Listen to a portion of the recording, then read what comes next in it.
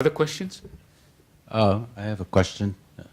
Wally Suha, Saturn Electronics. The question I have is, we're talking about the alternate generation of power. We're talking about distribution of the power, and we're also talking about the consumption of the power. The question I have, though, is, are we as a government looking at a total systems approach to the whole issue? I think if we took a total systems approach for the generation, distribution, and consumption, then I think entrepreneurs and companies and everyone can then invest in the space that they choose to invest in. If I'm in coal, nuclear, oil, whatever it is, then I can invest in that particular area. But I think absent a total system architecture or systems approach to this problem, which this problem is going to take us for the next 100 years. So if we don't have a good systems approach, could we be investing our money unwisely? In the auto industry, we saw when the gas prices went up to $4 or $5 a gallon, the very next day, truck sales went to zero. Mm-hmm. So everybody switching to cars, and it takes a long time to design a vehicle. Mm-hmm. Then all of a sudden, gas prices dropped down to $2 a gallon. Guess what? Truck sales went up. But if it was a total systems approach, and we could take the taxes and use, I'd be willing to pay extra taxes if it was distributed properly to the different generation source. But if it was a systems approach and we can allocate which source of energy and how many percent nuclear, how many percent oil, how many percent coal, thermal, mm-hmm. solar, I think it would give the investment community a lot more, in the technology community, a lot more interest in where to invest their money. Because I think that is a driver on where you're going to put your money. So. Very excellent point. What I'd like to do is I'd like to direct this question initially to Osama Onodera, because NATO, to their credit, have really organized a very comprehensive approach. They kind of call it the Smart Community Alliance, I think, where you have a number of organizations that have addressed a very holistic view towards addressing some of the challenges that are necessary to move to clean and green future. So Onodera-san, and then added commentary from the rest of our panelists. Thank you very much. I'm not sure if I have a complete answer to that, but it's true that we have to think of changing the systems approach, and from that point of view, probably oil prices will not be what it is right now going into the future. So we have to find a way of taxing oil. Of course, in Japan, I don't know about the U.S., but in Japan even we already have an oil tax in place. And we use the oil tax actually as funding to invest into clean technologies. That's actually the source of funding for a lot of NEDO's activities actually in the energy area. And probably by doing so, we can kind of stabilize the price of oil inside Japan because we already have a certain amount of tax topped on to the oil prices coming in. Having said, but having said that, we do not have a very kind of comprehensive plan for biofuel, for example, because mainly we are not an agricultural country, but U.S. more has an emphasis on biofuels, etc. I think the energy solution for each country is probably very different, maybe based on the situation that country is in. And for Japan, probably because of our high dependence on oil and the need that we felt after the oil shock, we try to weed ourselves a little bit from oil to the extent possible.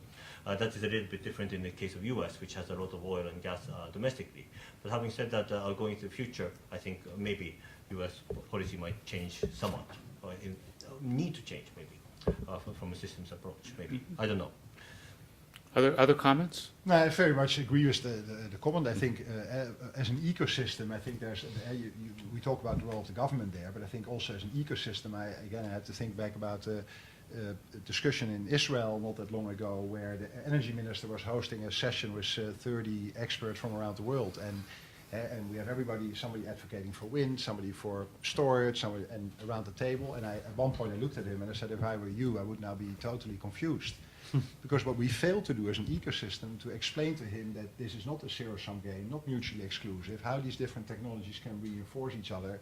And so I think it's very important as a country you have very much of a systematic national energy policy kind of approach, but we cannot leave that to government alone. I think the ecosystem, that's where organizations like Japan Smarter Community Alliance with more than 300 members and the Gridwise Alliance, I think we play a vital role in support of what we would like the government to do. I would just add quickly that I think a systems approach is absolutely needed. And if you look at what we've tried to do in Hawaii, we've taken that. We've looked at the entire energy flow, transportation, aviation fuel, DoD use, everything else, and looked at it all. And it takes you to different solution sets when you approach it. We are wired against it, however, in how we're orchestrated. Just look, we have a U.S. Agricultural Agency, Defense, transportation, and I will tell you the hardest space I've ever worked is interagency space. The cultures of the agencies are different, and add the State Department to that. It's very hard to do, and there have been many attempts to try to take a look at that. So we have to somehow get over that. We have to get through that and be able to take a comprehensive look at these things. And one of the things that are going on in different places, in Maui's one of them, New Mexico's another, is people are looking at the water and the land use nexus as well. Very crucial issues, because you're not going to have a biofuels food discussion without understanding land and water use, and that ultimately gets to what can you create from an indigenous biofuels basis for either electricity or transportation. So it gets very complex. We're not wired to think about it that way, and we have to somehow change how we approach this. And just to take it home very simply, if you look at how we're funded by, here's our solar program, here's our wind program, okay, here's our transportation program, not to think across, and in fact, it hasn't worked very well. So I think we're all agreeing with you. I'm going to allow one more question, and if you as an audience will allow me, I'll wrap this session up in a moment. Thank you. Yes, please. My name is Takashi Ode from Hitachi Limited. I think in this panel, the nuclear energy was not covered much. But we know that meeting a huge demand of electricity in the future without any CO2 production, we need nuclear energy. How do you think the nuclear energy should play up in the energy mix discussion? I think Bill indirectly you alluded to it, because when you talked about this portfolio, I almost like to compare it with a financial portfolio, right? You need to manage your risk looking in the future, how you can build maximum flexibility so that you're ready for what kind of different technology scenarios, etc., will play out. And I think, personally, I think that nuclear is a critical, if you just take out the nuclear percentage out of the global generation, we would have a major issue, right? So I think it's a critical, important topic, and I know for your company it's a critically important topic, and so I agree. Yeah. And I think the administration has spoken to, and the previous administration, clean energy is including clean coal with sequestration and nuclear energy, and you're seeing that people are funding, the Congress is funding tremendous efforts in those areas, as well as the renewables that we've talked about. So it's the focus of where we've been, but you're right to bring up there are other things, and we need to watch all of them. And if the Secretary were here, he'd probably add fusion to the mix. They're a very long-term view of things. Final comment, Osama? Yeah, no doubt nuclear energy is a very key important part. It's, in the slide I showed on the clean energy partnership between US and Japan, nuclear is a very important part. And as you know, Hitachi, GE, Toshiba, Westinghouse are both very strong ties between US companies and Japanese companies.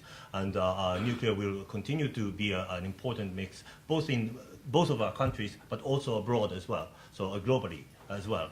And but having said that, nuclear non-proliferation issue is very important to go hand in hand. So that is the kind of very sensitive issue there. But having said that, nuclear will be a very important part of the energy mix from our point of view. Thank you. It's been an honor to work with such a distinguished panel, and I hope you will agree with me that their enthusiasm and the breadth of their knowledge has been really spectacular. I did want to remind you that this is a meeting of the U.S.-Japan Council, and the U.S.-Japan Council expects all of you to help USJC determine the course of action for that organization as it relates to not only clean and green technology, but a number of other areas as well. So given that we've been able to try to present to you as much information in as short a time as we were allowed, the richness is there, but you also have an assignment. And that is between now and the end of the day to think about these things and think about how yourselves and the organization called USJC can actually move forward with an agenda to try to achieve these really profound goals and to be able to bring people together, to do the kind of collaboration that's necessary in order to get folks working together to try to not only help solidify this bilateral relationship, but also to do it in such a way where the U.S. and Japan really leads the world in terms of deploying clean and green technology. So please join me in thanking our distinguished panel for a stellar job.